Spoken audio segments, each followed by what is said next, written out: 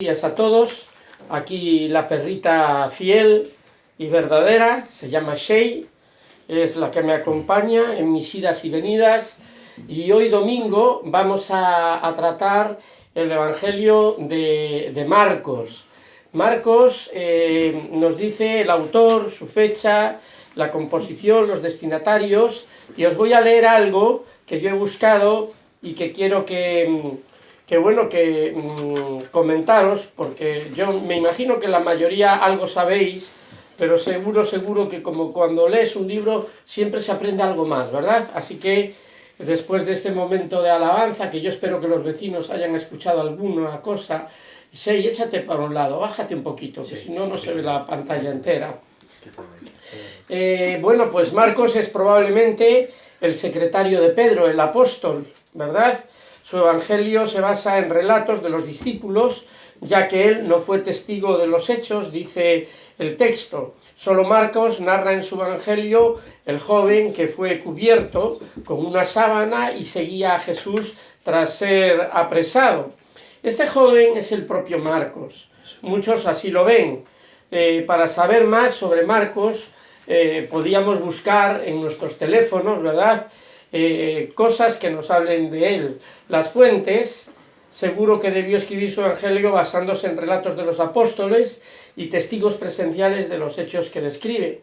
Además, según la tradición antigua, se apoyó en material de primera mano que circulaba desde la muerte de Jesús y que contenía enseñanzas de Cristo y sus palabras. La tradición oral de los testigos y de los famosos logia, de los que tanto se habla. Marcos escribe, es el primero de los evangelios sinópticos, escribe allá por los 60-50 después de ese desenlace en la vida de Cristo. Desde Clemente de Alejandría es tradición situar el lugar de la composición en Roma. Existe también la posibilidad de que haya sido escrito en Siria o más al sur de Antioquía de Siria. Los destinatarios, Marcos escribe para cristianos provenientes del mundo pagano, por lo que no presta demasiado interés a cuestiones de la ley mosaica, en fin, que no interesan a sus lectores, y sí pone cuidado en explicar las costumbres judías que sus lectores desconocen y por ello precisa de una explicación. El idioma utilizado en el Evangelio de Marcos es el griego, ¿verdad? Se escribe para el pueblo, ya que entonces el pueblo judío en su mayoría prácticamente había vuelto la espalda a la buena nueva, por lo que la iglesia se abría a los gentiles con mayor vigor. Por eso pone especial atención al rechazo de los judíos radicales, a ese rechazo que sentían por Jesús y por su evangelio.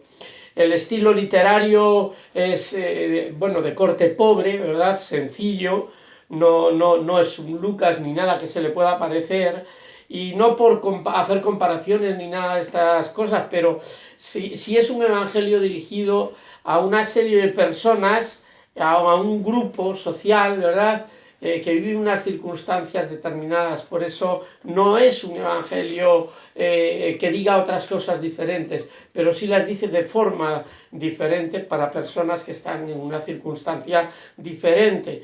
Por eso vamos a tratar hoy el tema del libro de este evangelista, de este hombre que se ocultó debajo de una sábana blanca para seguir a Jesús en secreto en los peores momentos de la vida y la muerte de Jesús. Los seminaristas saben que es el año de pasión, ¿verdad?, le llamamos así. Así que vamos a pedirle a Miguel que en voz alta y clara nos hable del capítulo 4 de Marcos, a partir del versículo 35 y hasta el final. Ahí vamos a leer y nos vamos a ocupar de esas palabras de Jesús en ese episodio.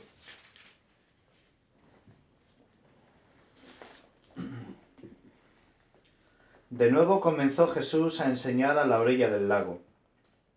La multitud que se reunió para verlo era tan grande que él subió y se sentó en una barca que estaba en el lago, mientras toda la gente se quedaba en la playa. Entonces se puso a enseñarles muchas cosas por medio de parábolas y, como parte de su instrucción, les dijo: «Pongan atención, un sembrador salió a sembrar. Sucedió que al esparcir en la semilla, Luego una... Marcos, perdona, capítulo 4, versículo 35. Perdón, No sé si lo dije bien. 35. vale, me he equivocado. No Perdón. pasa nada, yo también me equivoco todos los días, 42 veces. Unos y 84. 35, ¿no? Sí. Ese día al anochecer les dijo a sus discípulos, crucemos al otro lado. Dejaron a la multitud y se fueron con él en la barca donde estaba. También lo acompañaban otras barcas. Se desató entonces una fuerte tormenta, y las olas azotaban la barca, tanto que ya comenzaba a inundarse. Jesús, mientras tanto, estaba en la popa, durmiendo sobre un cabezal. Así que los discípulos lo despertaron. ¡Maestro!, gritaron, ¿no te importa que nos ahoguemos? Él se levantó, reprendió al viento y ordenó al mar, ¡Silencio! ¡Cálmate! El viento se calmó y todo quedó completamente tranquilo.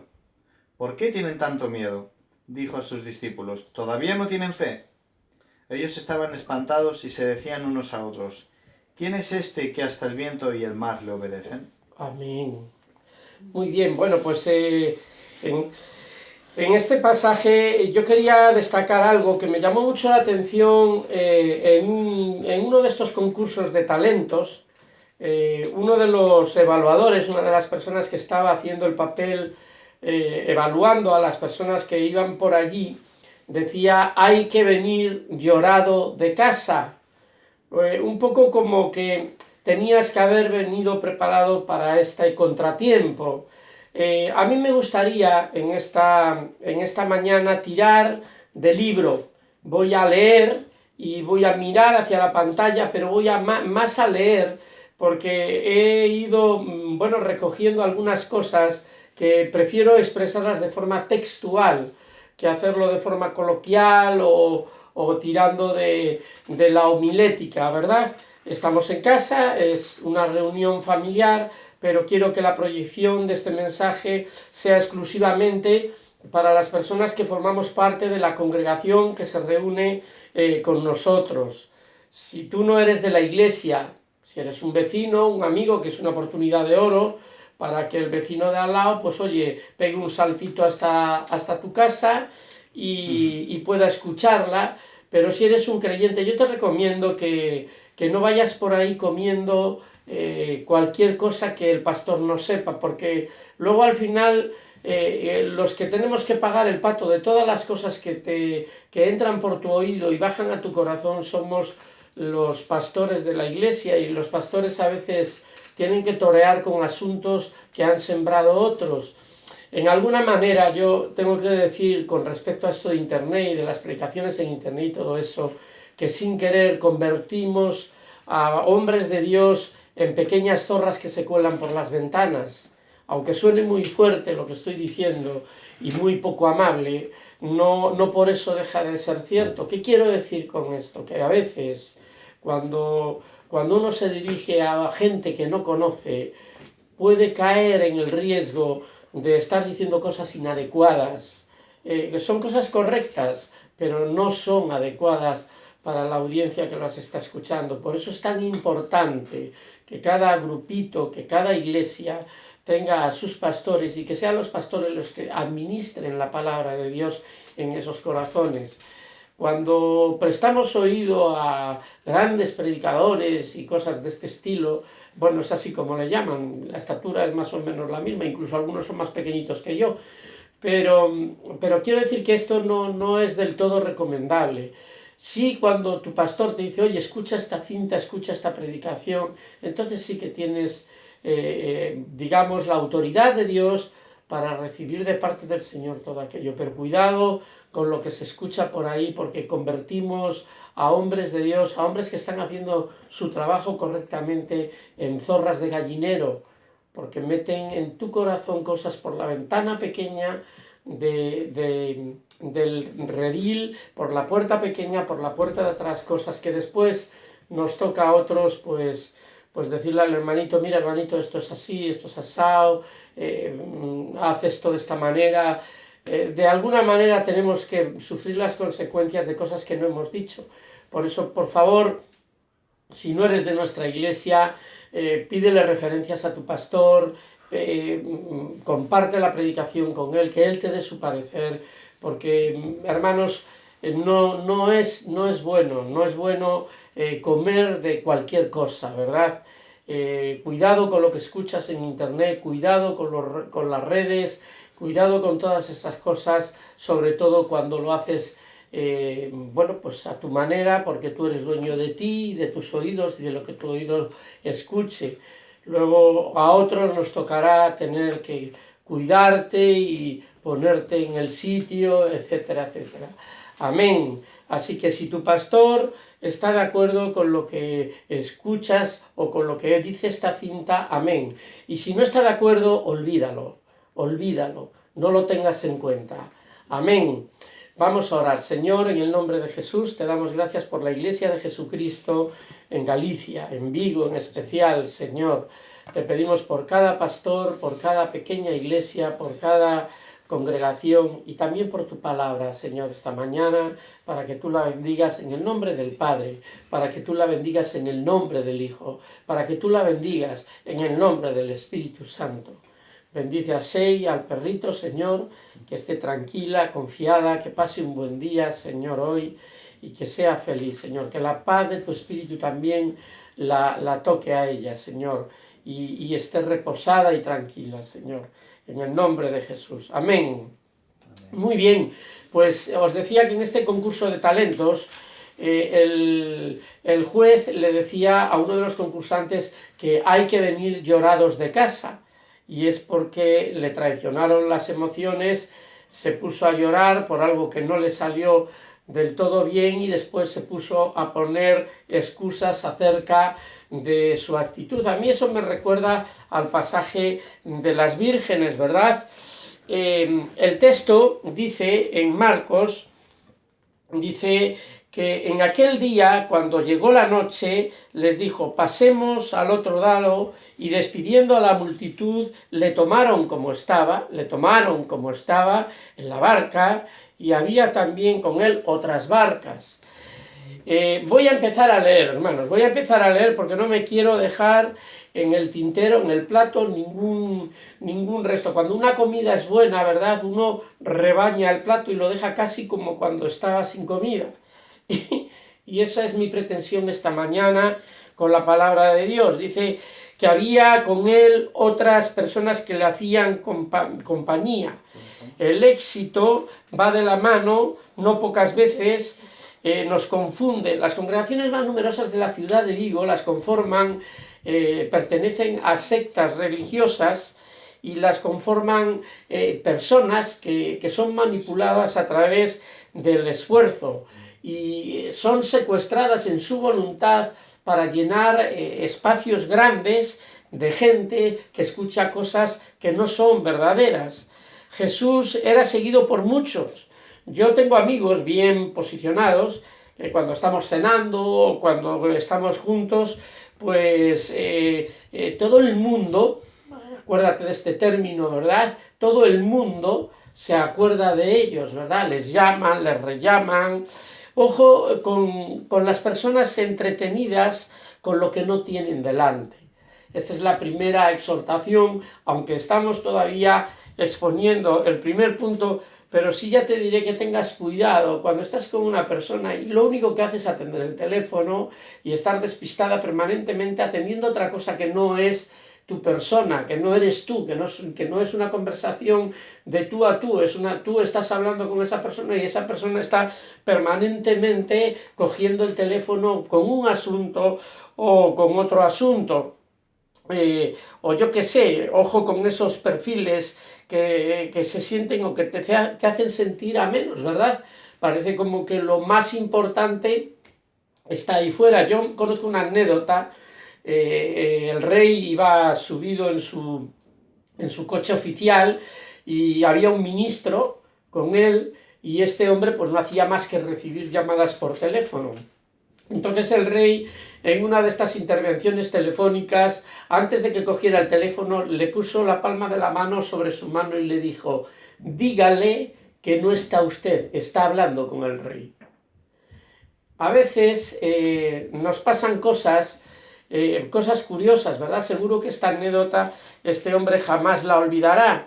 Te voy a dar un consejo y te va a parecer a lo mejor que soy un maleducado, pero cuando te pase esto, cuando, cuando, con, cuando estés con alguien que está muy ocupado con lo de afuera y no contigo, haz algo que Jesús jamás, está haciendo algo que Jesús jamás haría contigo.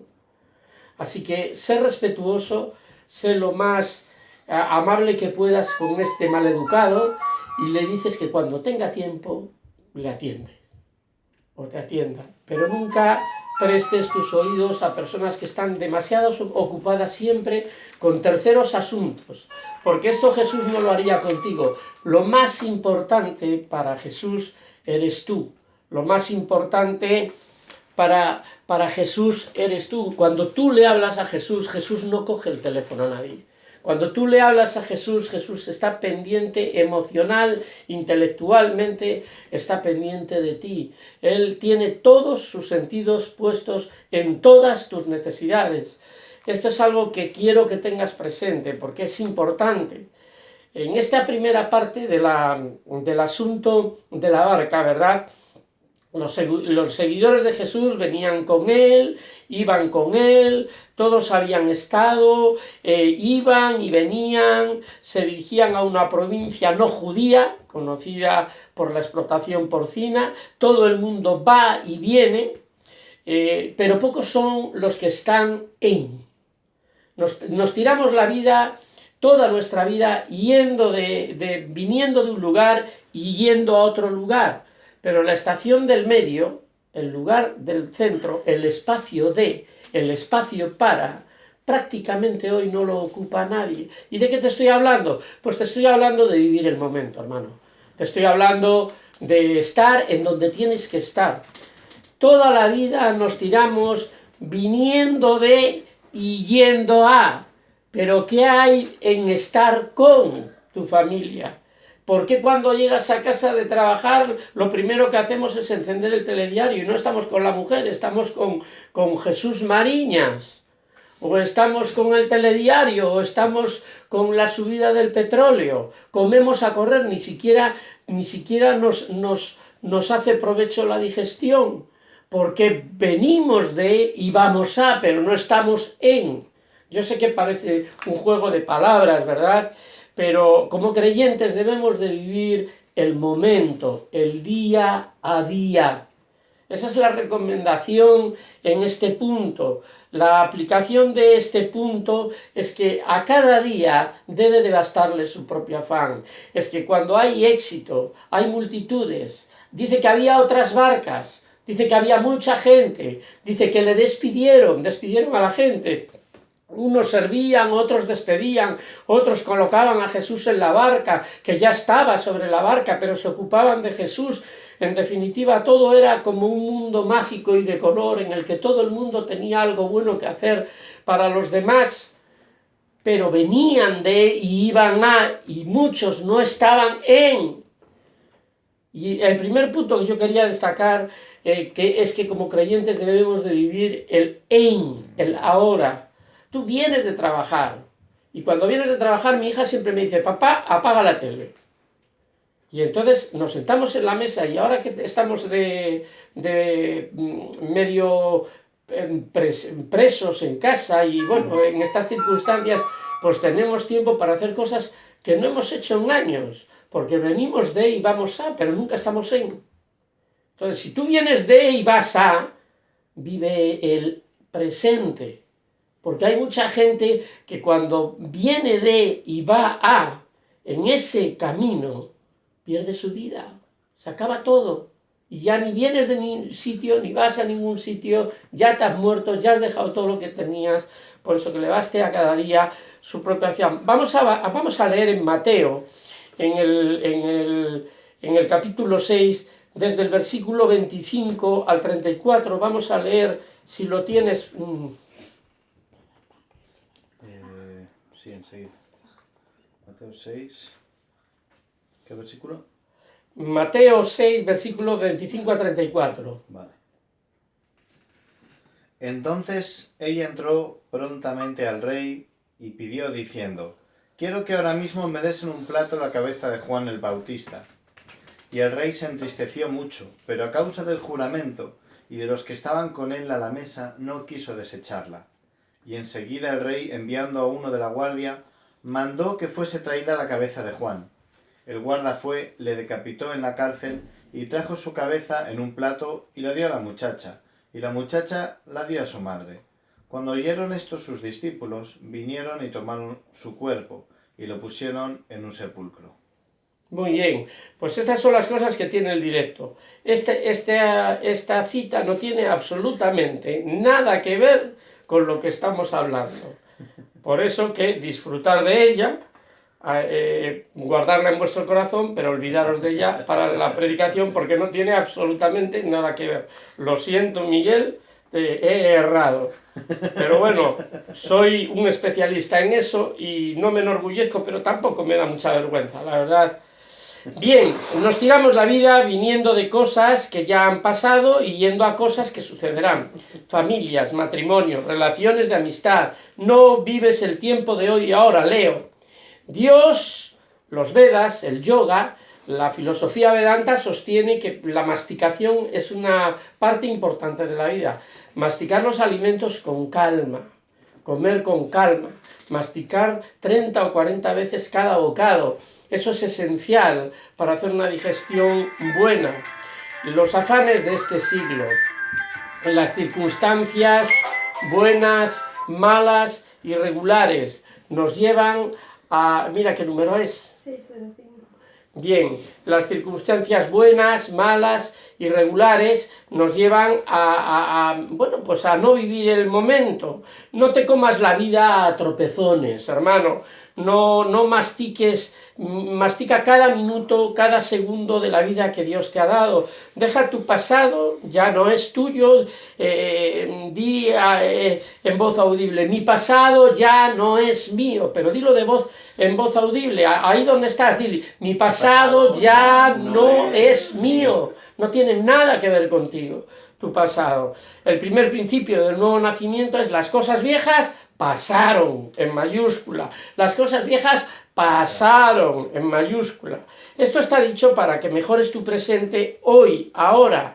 La esperanza es la medicina de Dios, que Dios te da hoy para que puedas vivir el mañana, pero es que Dios te la da hoy. Dios no te la da viniendo de y yendo a. Tú te tienes que parar en esa parte del medio de la vida. No puedes tirarte la vida y viniendo de y yendo a. El futuro es la única ventana que deberías de tener en tu habitación para asomarte, el poder vivir con la ilusión el segundo, el minuto, la hora y el día de hoy. Conclusión: éxito, vida y compañía guay, todo va bien, ahí ves más que bien, hay personas, todo el mundo se acuerda de ti, todo el mundo te felicita. El minuto, muchos jóvenes dicen: vive el momento. Y tienen razón, hay que aprender a vivir el momento, tenemos que aprender a vivir el momento. Mira, hermano, la amargura, o la definición que yo tengo de amargura, es la siguiente. Dice: es una cadena que te ata al pasado para que no puedas vivir el presente y creer en el futuro. Esa es la definición de amargura.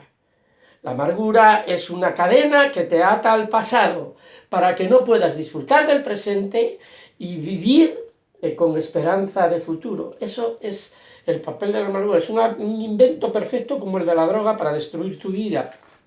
Por eso vemos como en el momento en el que Jesús, después de su arduo trabajo, se sube a la barca y le dice de noche: bueno, nos vamos.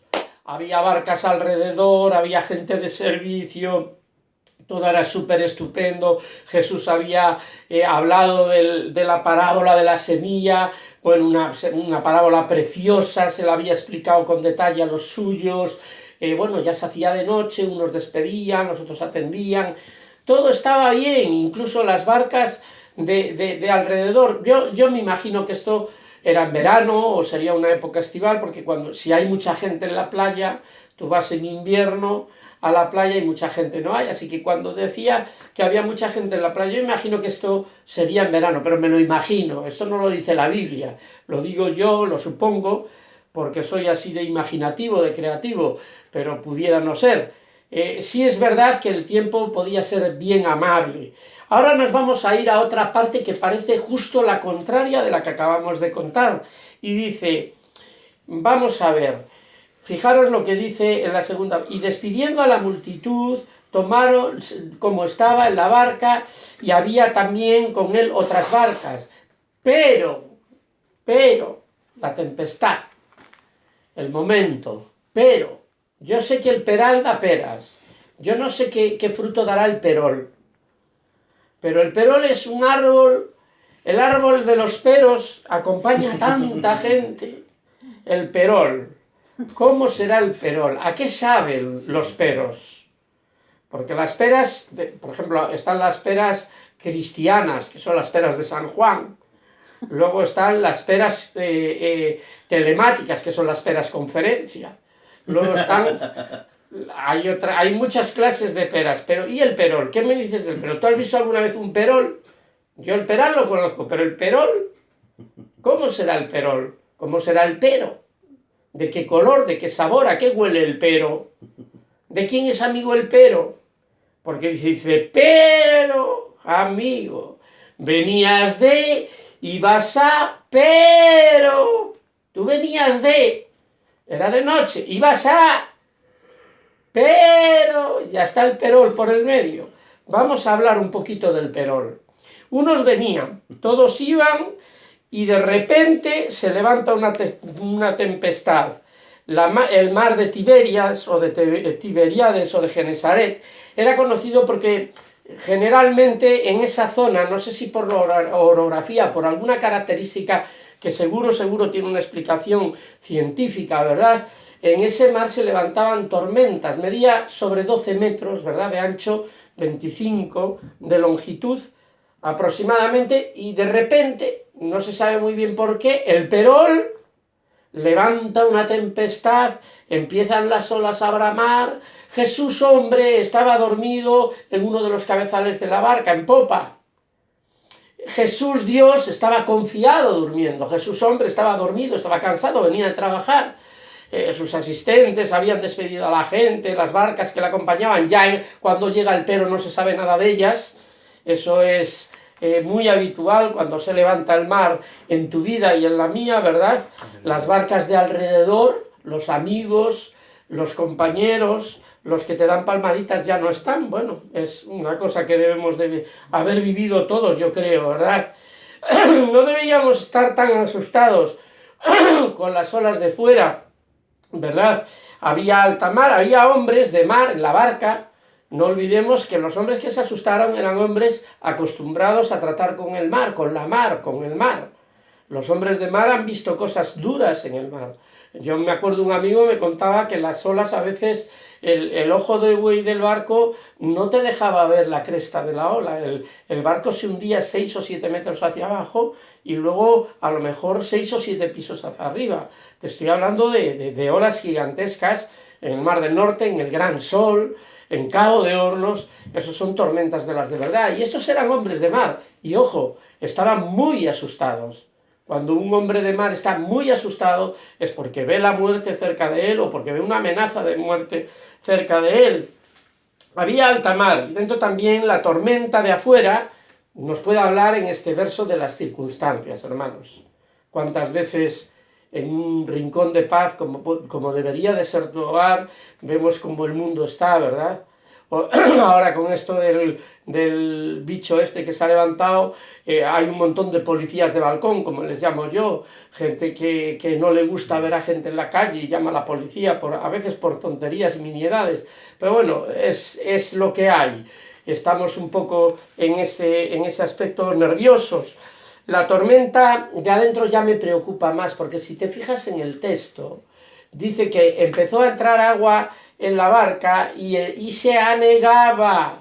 Esto nos puede hablar un poco del pecado, ¿verdad?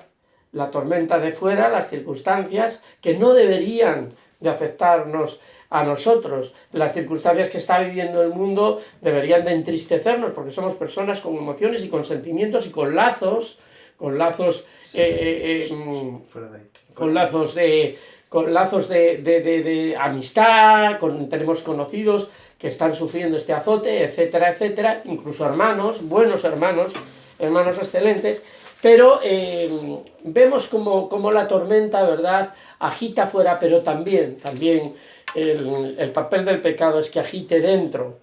El miedo se había apoderado de ellos, Jesús dormía, como hombre estaba cansado, como Dios, ya lo he dicho, confiado. El Salmo 3, versículo 5 y 6 dice, Jesús dormía confiadamente. ¿Qué dice el Salmo 3, versículo 5 y 6? A ver si de esta damos en el clavo. Voy. Salmo 3, 5, 6. Sí, Salmo 3, versículos 5 y 6.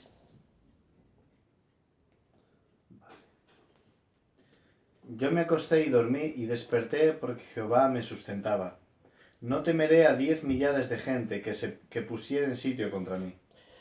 Amén. ¿Cuántas veces, verdad, cuando la tormenta está ahí fuera, viene la duda, llama a nuestro corazón, el reproche, ya no somos esa gente educada y atenta y servicial?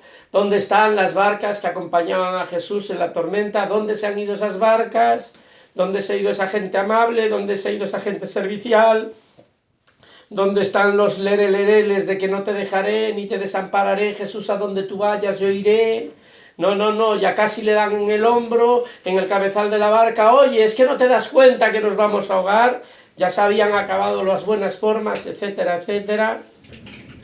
No olvides que fue en un contexto de obediencia absoluta, de obediencia y de cumplimiento escrupuloso de la voluntad de Dios.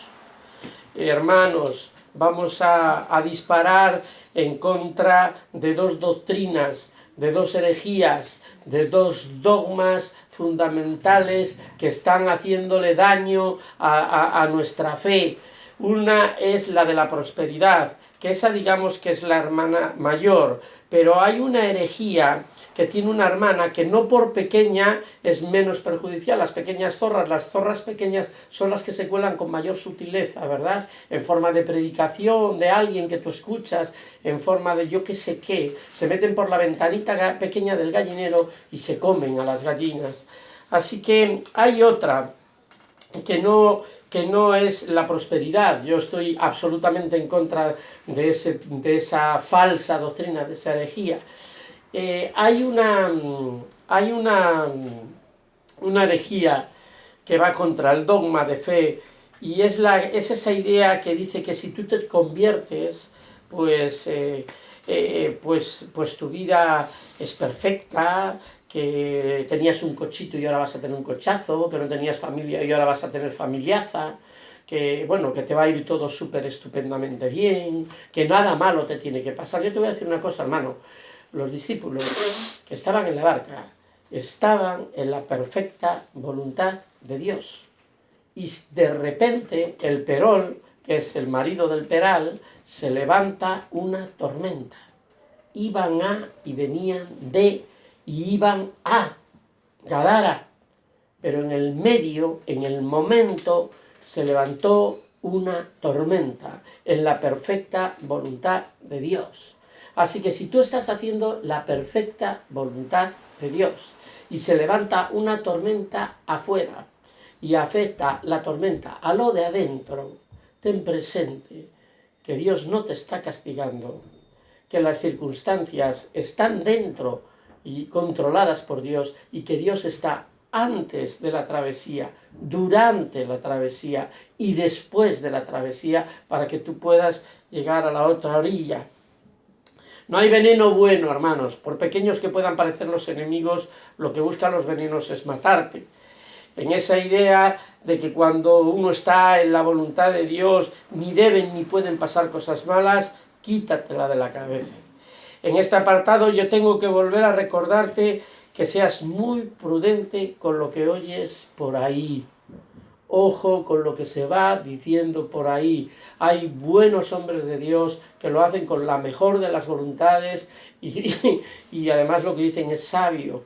Pero ojo con lo que se oye por ahí. No le prestes atención a cualquier voz.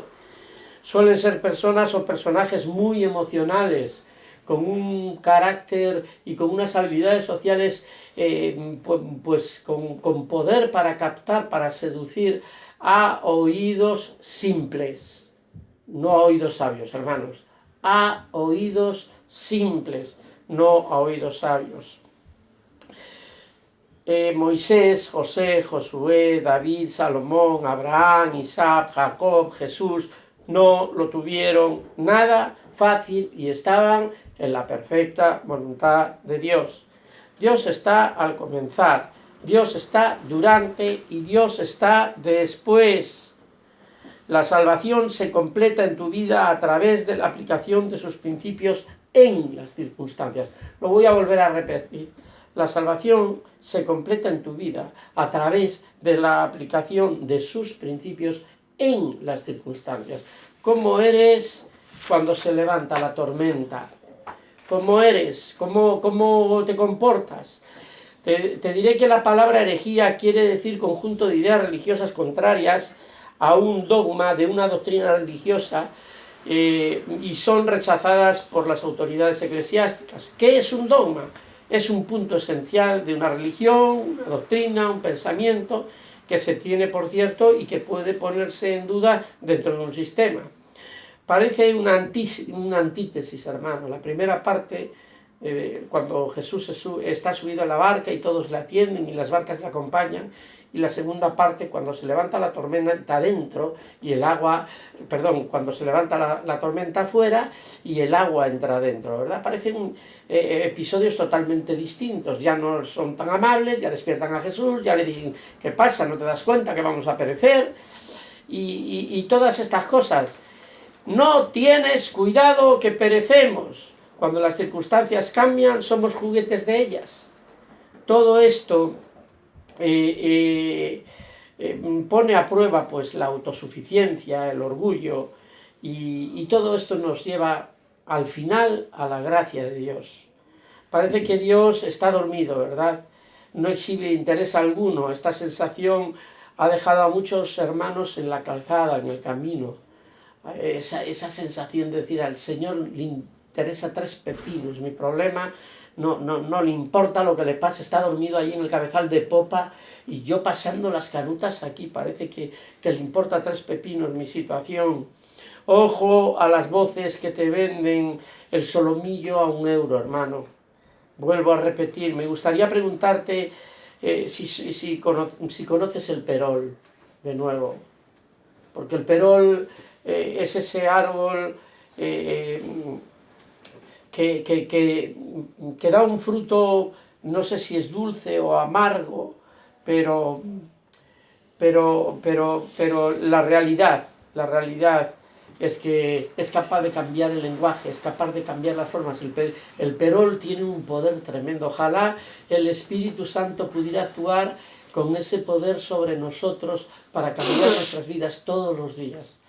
Todos los días. Qué fácil es cambiar de actitud cuando las circunstancias de afuera que se meten dentro, pues qué fácil es ver cómo la gente no es capaz de mantener el timón firme, ¿verdad? Y nos pasa a todos. Si leemos el primer verso, vemos amabilidad, servicio y compañía, pero llegó el pero. Y algunas veces los peros tienen más poder para cambiar las vidas de las personas que nuestras convicciones. Por eso es tan importante la formación, por eso es tan importante, como decía el juez, venir llorados de casa, estar preparados, estar siempre preparados para presentar defensa. Y a lo mejor la primera persona con la que tienes que presentar defensa de tu fe eres tú mismo. No tienes cuidado que perezcamos, decía, reproche, temor, desconfianza, griterío, un simple pero lo cambió todo. Cuando todo va bien, prepara tus labores con Dios, búscalo, atiende a su palabra, medita, cultiva una relación fuerte para salir victorioso del asunto. Los peros del mundo deben ser ocasiones de Dios para su redimido. El verso primero es desmontado por el verso siguiente. Parecen dos escenarios absolutamente distintos. En uno hay paz, servicio, voluntad, compañía, amabilidad, y en el otro aparece otra cosa bien distinta. Y ya vamos al último punto de la predicación. Me están diciendo así. Eso quiere decir 5 minutos en el braille evangélico. Así. 5 minutos. Bueno, pues en 5 minutos vamos a desarrollar el último punto. ¿Qué dice Jesús en el texto? Dice, ¿a quién mandó callar? ¿Y a quién mandó enmudecer? Porque Jesús no le dijo al mar, calla. Jesús no le dijo a la tempestad, calla. Jesús le dijo a la tempestad, calla, punto y coma, enmudece. ¿A quién le estaba hablando? Para decir que enmudezca. ¿A quién estaba hablando en ese episodio? Porque al mar, a la tempestad le dijo que callase. Es algo natural, un elemento, Jesús sobre los elementos, ¿verdad? Teológicamente hablando. Jesús tiene dominio sobre los elementos. Vale, bien. Pero ¿a quién le dice que enmudezca? ¿Qué diferencia hay entre la palabra callar y enmudecer? ¿Qué quiere decir callar y qué quiere decir enmudecer? La Real Academia Española dice que callar es no hablar o estar en silencio. Obvio, ¿no? Mi perro está callado. Shei está callada, es muy expresiva. La verdad es que para mí no está callada. Ella habla con sus gestos, con sus miradas, con sus orejas. Cuando yo digo Shei frisbee, Shei pone las orejas de punta y se queda mirando para mí como si le fuera la vida en ello. Pero, ¿qué quiere decir callar? Pues callar es no hablar o estar en silencio. Pero, ¿qué quiere decir enmudecer? Dice, quedarse callado a causa de una emoción. Ese silencio estaba hablando. Jesús manda callar al elemento, pero manda enmudecer al espíritu, a la mentira, a lo que pasa por tu cabecita cuando la tempestad está fuera y pasa adentro. La tempestad de fuera dijimos que era un paralelismo a las circunstancias. La tempestad de dentro dijimos que era algo muy parecido a lo que hace el pecado en nuestras vidas por dentro, ¿verdad? A lo que hacemos cuando somos tomados por las circunstancias de afuera. Jesús tenía autoridad para usar una sola palabra. Es más, si Jesús le dice a la tempestad, calla, y no añade ninguna palabra más, hubiera quedado, digamos, más como más Dios, ¿verdad? Si hubiera que rodar una película, en la dirección le diría, no, tú solo di calla y la tempestad se calla, y eso le da énfasis a tu autoridad. Pero Jesús no dijo calla, Jesús dijo calla, punto y coma, enmudece, dice el texto. Por eso estas dos entes diferentes, por un lado la autoridad con los elementos naturales y por el otro enmudece. Busquemos en el diccionario el significado de las dos y nos damos cuenta de que son cosas diferentes, callar y enmudecer. Por tanto, Jesús estaba hablando a entes diferentes. Jesús no le va a decir o contradecir a un mismo ente la misma cosa. Jesús le dice a la tempestad que calle, Jesús le dice al temor, a la falta de fe. Jesús se dirige al corazón de los que allí estaban, a la murmuración, al reproche. A eso le dice Jesús que enmudezca, a lo que esa tempestad estaba haciendo en ellos. Y te quiero recordar que Jesús, antes de partir en la travesía del mar de Genesaret, ya sabía lo que iba a suceder. Ya sabía que había con él otras barcas. ¿Dónde están esas otras barcas? ¿Dónde la amabilidad? ¿Dónde el servicio? ¿Qué hay de tanta gente que había por allí? Y los despedidores de gente, ¿dónde están? No había nada más que un grupo de hombres de mar atemorizados. Ojo, hermanos, que esa tormenta estaba buscando lo más profundo de los hombres de la barca. Esa tormenta no era una tormenta cualquiera. Esa tormenta a ti te hubiera llevado al límite. Haciendo la perfecta voluntad de Dios te hubiera llevado al límite. Por eso que cuidado con la teología de la prosperidad, cuidado con eso de que como estoy sirviendo a Dios nada me va a suceder. Puedes tener claro 10 segundos. Que estaba cansado y durmiendo. Dios está en la barca, en medio de la tormenta, cansado y durmiendo, pero confiado. Dios está en la barca antes de la tormenta. Dios está en la barca durante la tormenta. Y Dios está en la barca después de la tormenta. Su voluntad perfecta para ti es que estés preparado para todo lo que pueda venir, que nada afecte a tu relación con Él, con su palabra, con la iglesia, con los retos, contigo mismo. Dios está listo, está antes, durante y después. Amén.